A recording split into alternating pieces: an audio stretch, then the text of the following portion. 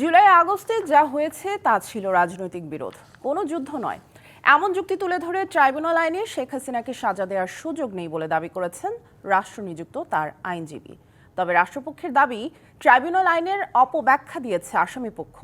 উভয় পক্ষের শুনানি শেষে 10 জুলাই অভিযোগ গঠনের আদেশের দিন ধার্য করে আন্তর্জাতিক অপরাধ ট্রাইব্যুনাল।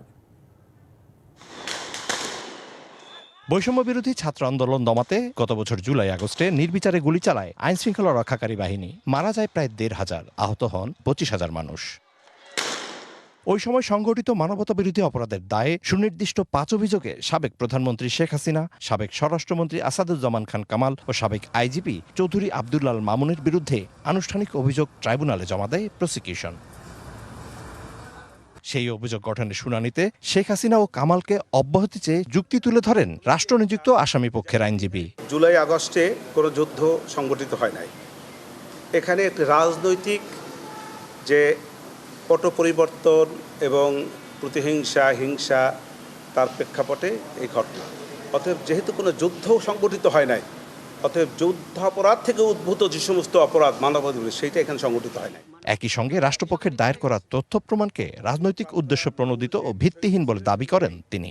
তার বিরুদ্ধে যে সমস্ত কথাবার্তা এসছে সেগুলো কল্পিত, উদ্দেশ্য প্রণোদিত, রাজনৈতিক উদ্দেশ্য প্রণোদিত। তবে আসামিপক্ষের ব্যাখ্যা আইনের অপলাপ বলে দাবি করে প্রসিকিউশন। এখানে সুস্পষ্ট করে বলা আছে যে এই আইন প্রণয়নের আগে অথবা পরে যদি কোনো মানবতা বিরোধী অপরাধ সংঘটিত হয় এই বাংলাদেশের টেরিটরির মধ্যে, তাহলে এই ট্রাইব্যুনাল উক্ত অপরাধের বিচার করতে পারবেন। অতএব এটি যে যুদ্ধ অপরাধের আইন, এটি এই আইনের আগাগোড়ার কোথাও বলা নাই।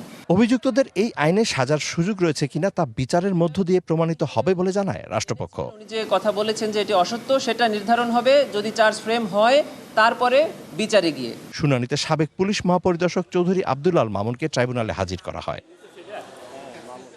Mizan Ahmed, DBC news, Dhaka.